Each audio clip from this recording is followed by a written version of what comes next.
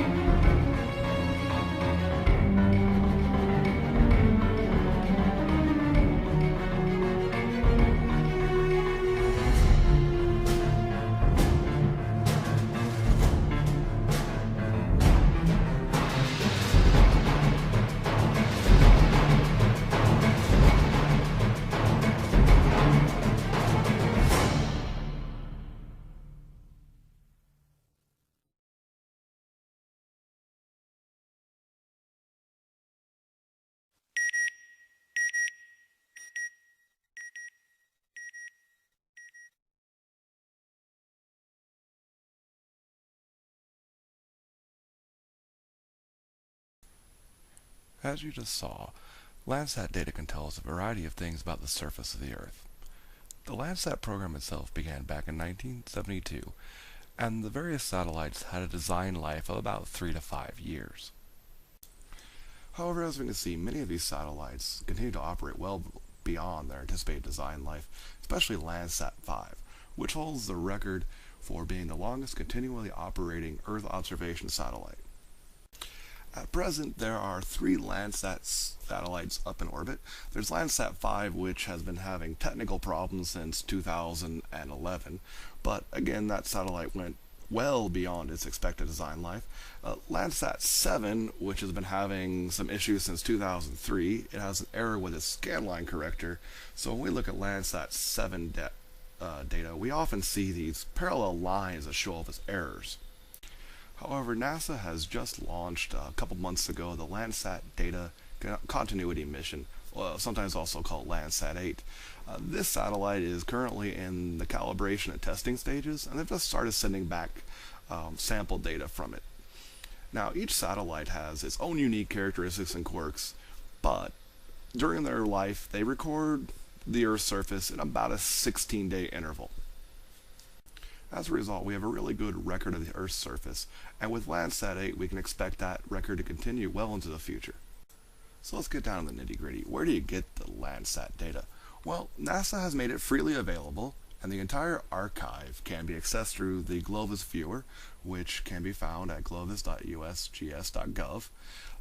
There are a couple of quirks with it. You do need to know either the latitude and longitude of the location you're interested in, or a path and row number, but particularly important is Landsat data is made available based on demand. So for high demand locations you can sometimes get it more or less instantly. However, for other locations it can take up to 3 days to get hold of it. So we do have to plan ahead when we want to use this. When we launch the Glovis viewer, we see something quite a bit like this. Currently this is zoomed into an area we will look at during our demonstration. There are a few things to know about when using this site. For example, as you can see circled there in red, there are two ways to go about inputting the location you'd like to go to. If you know the lat longe, you can certainly input that, or you can input the row and path number. Now, row numbers begin at the North Pole and increase as you go south, whereas path numbers begin at the prime meridian and increase as you go west. This results in the entire Earth being covered in essentially a grid, and you can get a sense of the size of the grid based on what we see outlined there in yellow. Whatever you have selected will show up outlined in yellow on the website. There are some filters and navigational tools as well, but particularly important is the area which we see circled in red here. It tells us a couple of things, one of which is the ID number will tell you which satellite it is. So L indicates that as a Landsat satellite. The T in this particular case indicates the type of sensor that's used, and 5, which would be Landsat 5. So many Landsat 5 scenes will begin LT5. You'll also see LE7 for Landsat 7, and so on. Particularly important as well is the cloud cover, or as we see here at the CC. High amounts of cloud cover can pose something of a challenge, so that's something you're going to want to keep an eye out for when selecting Landsat data. You can also see information about the date the scene was captured, and we have the option to go ahead and add this to our shopping cart and order the data. And again, the data is available 100% for free, making this just a great resource. When working with Landsat data, or for that matter any other satellite imagery, it's important to keep in mind a little bit about how this works. So just like your eyes, satellite imagery depends on reflected light. And as the Landsat satellites orbit the Earth, they record all the light that reaches their sensors. And once recorded, that is then compiled into a scene and transmitted back to Earth.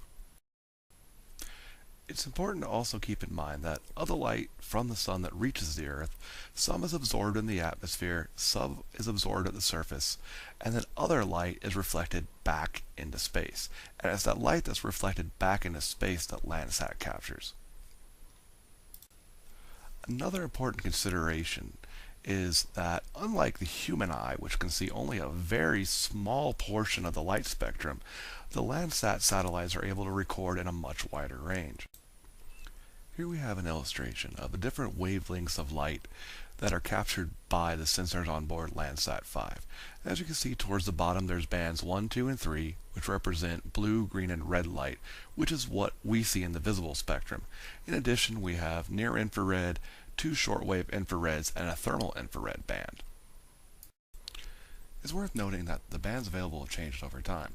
With Landsat 1, there was only the near-infrared, shortwave infrared, and thermal bands available, whereas with Landsat 4 and 5 we have what we see here. Beginning with Landsat 7, NASA began to add on specialized bands. So Landsat 7 has a total of 8 bands, whereas the newest satellite Landsat 8 will have 11 bands when it becomes fully operational. It's particularly important to understand that not all objects reflect all bands of light equally. For example, here in this illustration we have a tree. Now a tree will absorb blue and red light, but reflect back green and infrared. What this means is that every object has its own unique spectral signature, and by comparing the different bands of light recorded by the satellite, we can begin to learn about conditions on the ground.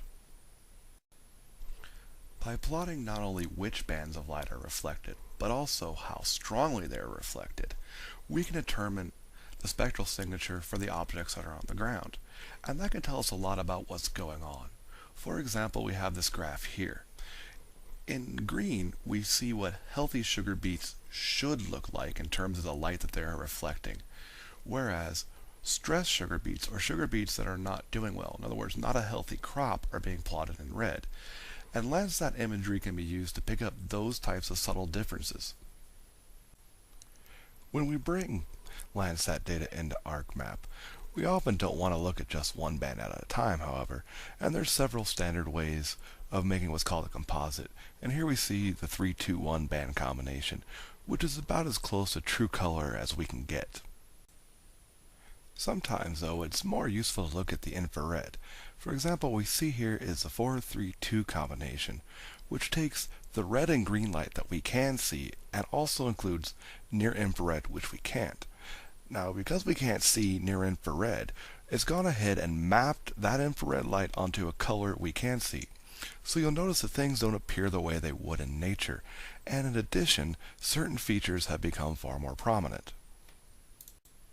Likewise with this composite, which consists of shortwave infrared and green, certain features again become more prominent, such as, for example, the orange patch just southwest of center.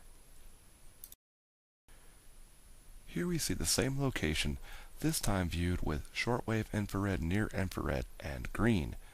That spot we mentioned towards the center of the map really jumps out now, there in red.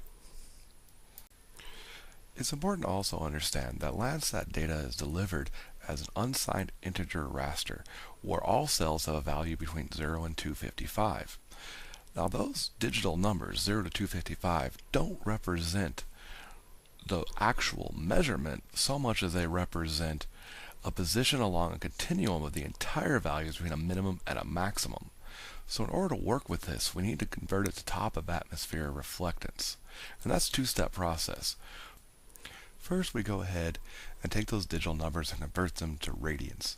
And that tells us about the amount of energy being radiated back by the ground. Then, using the radiance, we can go ahead and calculate the reflectance. And what that will tell us is, of all that light that entered the atmosphere, how much of it was absorbed by an object on the ground versus how much of it returned back to the top of the atmosphere. And that's the information we really want to know. Now, this is a really important point. Landsat data simply can't be used out of the box. We do have to pre-process it in order to get it into the type of numbers that we need before we can do any meaningful analysis. For Landsat 5 data, the pre-processing is fairly straightforward, and we'll see more on this when we get to our demonstration. All we need to do is simply take those digital numbers and use this equation here. And what that will do is essentially stretch those between a minimum and a maximum and get us back to our actual radiance. Then we take that radiance and we plug it into the second equation, which will take that into account, plus things like the angle of the sun and the distance between the Earth and the sun on that particular day of the year, and get us to our top of atmosphere reflectance, which is what we really need. Now once you see it in the raster calculator, these equations don't look anywhere near as frightening as they may look here. And you'll see this in the demonstration later. It is a lot easier to get your head around these equations once you actually see what it looks like in ArcMap.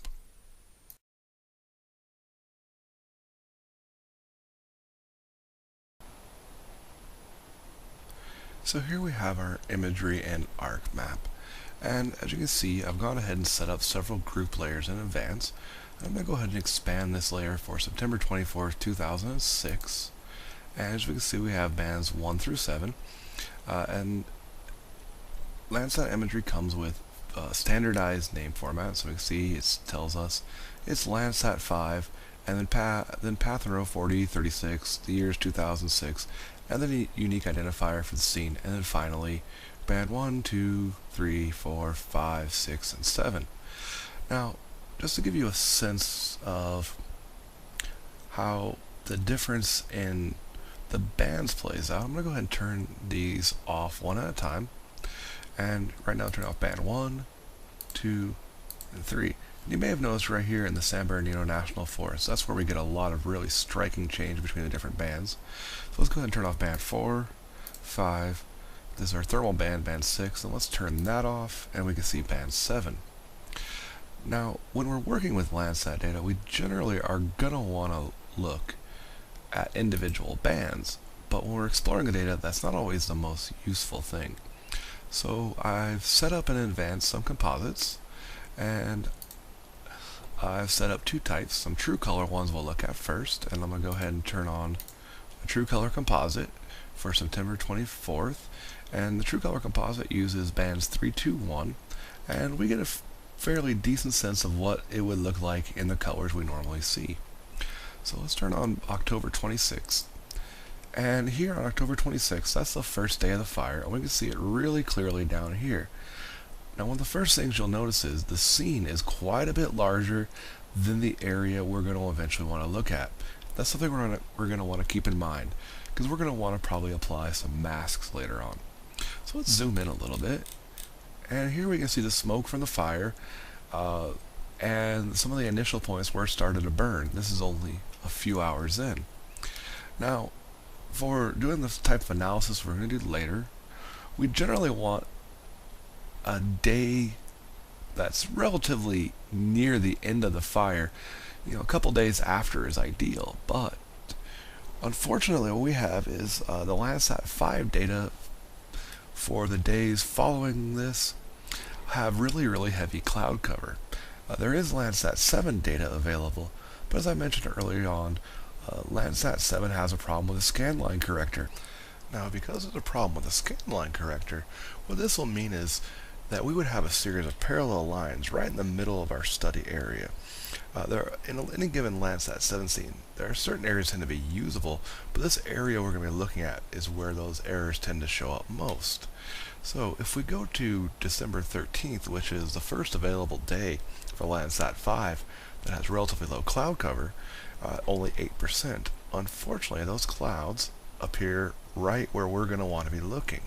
And now there are ways to deal with that, but it's a little bit easier for our purposes just to go ahead and go to a day with zero cloud cover, which will be February 15th of 2007.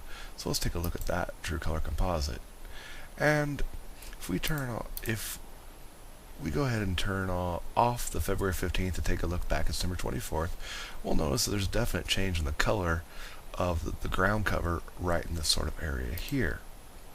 And where this is going to be very striking is if we go to infrared.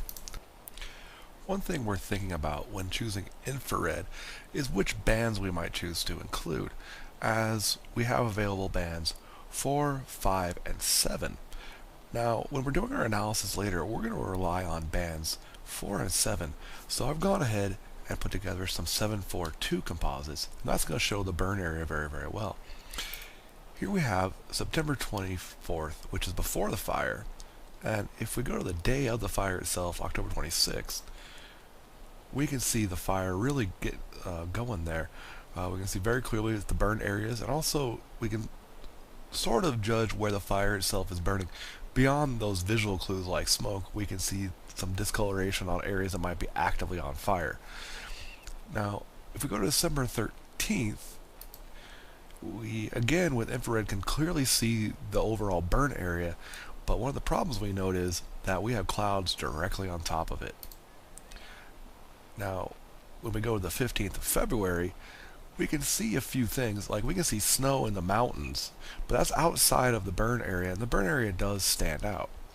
Now, one other thing I've added to this particular map is I've gone to ArcGIS Online and found perimeters of various historic fires, and I've gone ahead and isolated the Esperanza fire.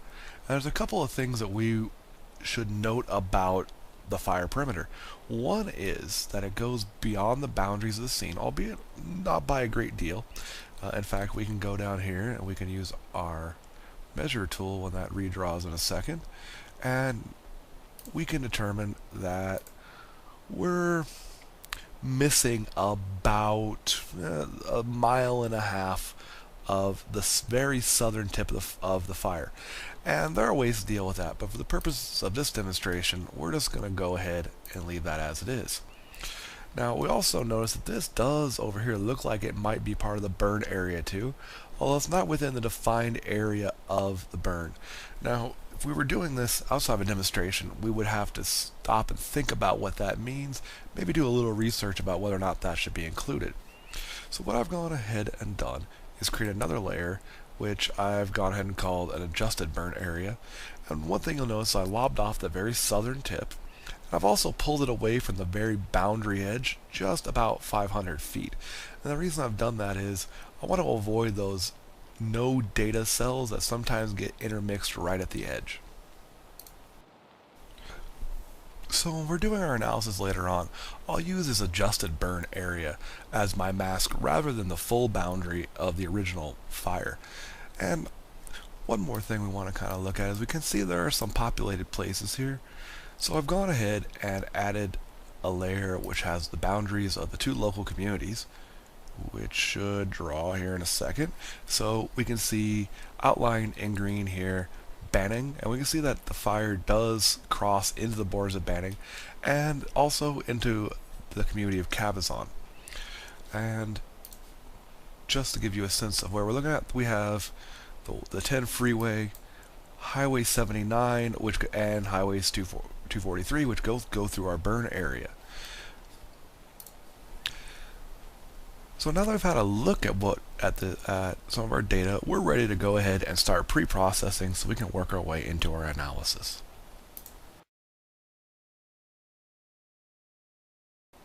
So now that we're ready to start pre-processing our data, it'll be a good thing to go ahead and have a look at some of these files that come with the download. One of which is a README file, which is really handy for first-time users since it gives you quite a bit of information about the data product. And what's really very handy, if we scroll down a little way, there's information that details the entire naming conventions for each different file, and they all follow a standard format. For example, the L indicates Landsat, the second letter tells you what type of mission it was and the type of data, so you see E for the enhanced thematic mapper, T for the thematic mapper, M for the multispectral scanner. All of those will be things you'll get used to as you look at that. Then of course the satellite number, 7, 5, etc. Path, row, year, day of the year, some other information that follows it, and then eventually the band number. And importantly, there's a few things that follow on from some of these, as I kind of scrolled down to give you a sense of what's in here. There's one particular file that's going to follow the exact same naming convention, but it's going to add the letters MTL at the end. And that contains all the metadata for the entire product. So we can see here that this is the metadata for one of these files, and it tells us it's an L1 or level 1 processing of the data we downloaded. And that's an important thing to know. Most of what you download is going to be level 1 data, but there is a level 1R and a level 1G, and those use different pre-processing techniques, which is important to understand that you will need to go look up how to do those. And those are that information is readily accessible on how to process the L1R and L1G files on the NASA website. And those ones are actually really a piece of cake to process. The level 1s do require a bit more information. Now we can see this particular file this particular metadata file goes with September 24, 2006, which is one of the ones we looked at earlier. As you can see, there's some other information such as it's Landsat 5, which we discussed earlier. Tells us about some of the positional information. And as we scroll down, we eventually get to radius minimums and maximums and calibration minimums and maximums. Those are going to be really important information for what we're doing here in a second, because we're going to need that information to go ahead and determine the best way to process this. Now, these equations we looked at earlier are going to largely depend on this information we just looked at. So here's the formula. Now this bit here simply refers to our actual output. So just to kind of work our way through what we're going to end up putting in the raster calculator, I'm just going to go ahead and give it a good output name. I'm going to start by processing band 4 for September 24th. So just to keep it nice and straight with a good solid naming convention I'll follow, I'm going to call it September band 4, and this is going to be the radians. And that's going to equal our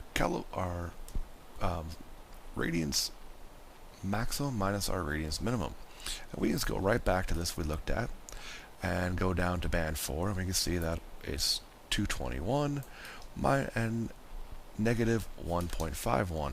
So we can just plug that in, 221 minus negative 1.51. And as we can see from our formula, that's going to be divided by the calibration maximum, calibration minimum. So we can go back and look, and here we have them here, and you'll notice that that for each band, it's 255 is the max and 1 is the minimum. So we can go back to our formula, just quickly plug in 255 minus 1, and we have first part of our equation done. And this particular information is going to be multiplied by this right here, and that right there is going to be our input raster.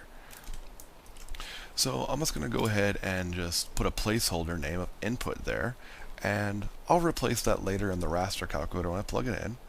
And from that, we're going to go ahead and subtract our calibration minimum, which is 1, and then we add to the entire thing our radiance minimum again, which is negative 1.51. And that's just how simple that formula becomes.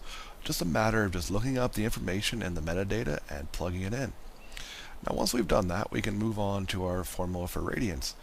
And again, just like with the first formula, what we see on the left, to the left of the equal sign, is simply the output. So I'm going to again follow a similar naming convention. I'm going to call September band 4 and call it reflectance so I can keep those two straight.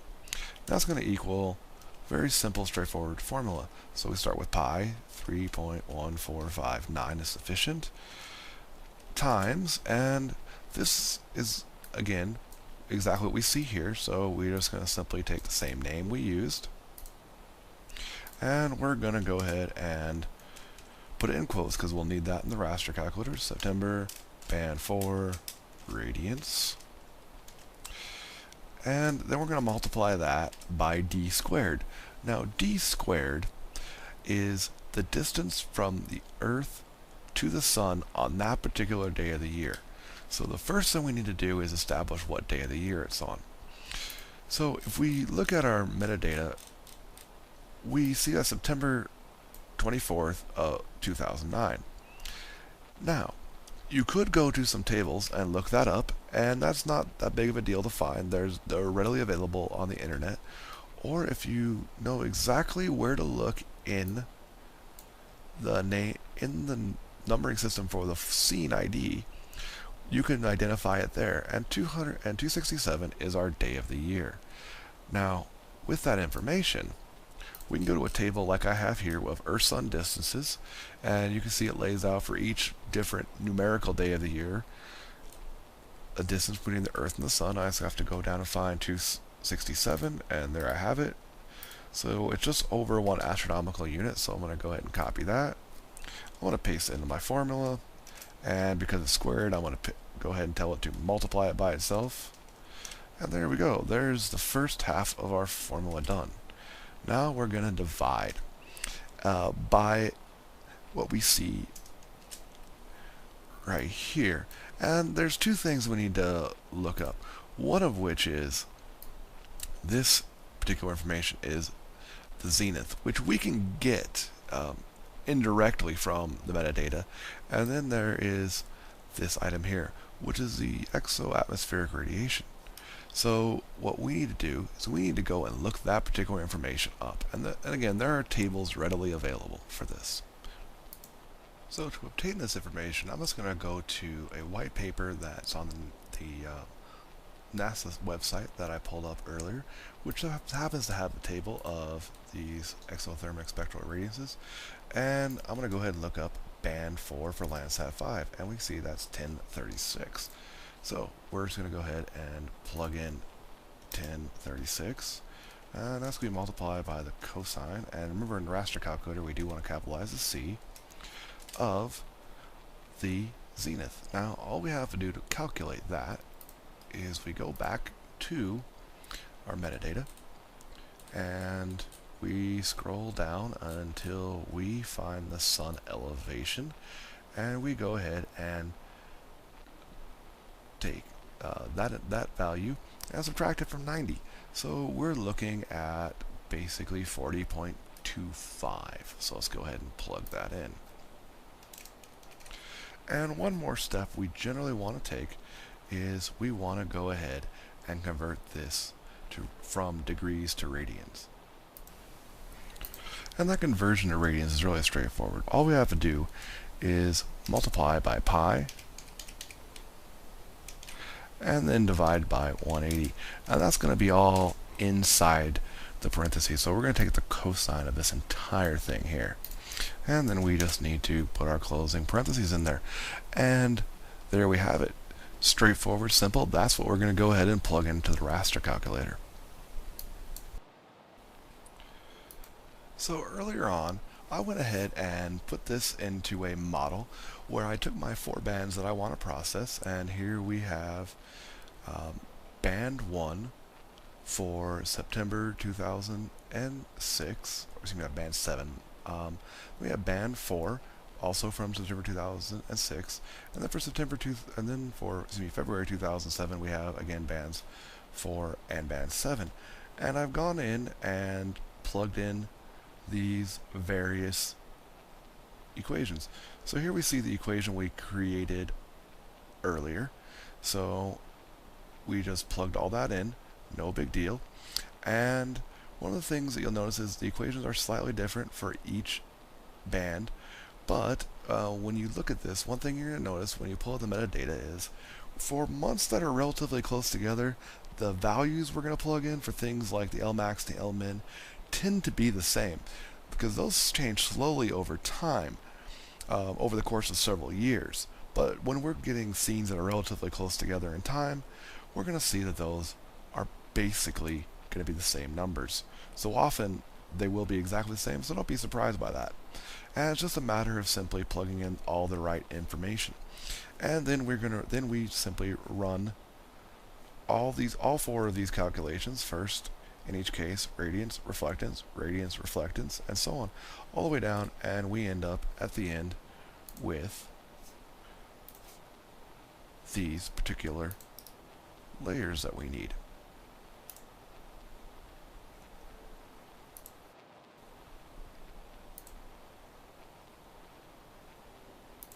So here we have the pre-processed layers, and you can see they all look a little bit different. And that's what we need. We've completed our pre-processing, really simply just to get ourselves and process our data. Now, one thing to be aware of is that outside of a demonstration context, we would want to go ahead and stop before moving on and pull the neighboring scene and repeat this exact same process. And that would allow us to mosaic the two together, and then we'd be able to include the entire burn area for this particular fire. That said, going ahead and dealing with mosaicing the two rasters together does lie outside what we are going to cover here in this demonstration, but all the same, you should be aware that would be a step you'd want to go ahead and take.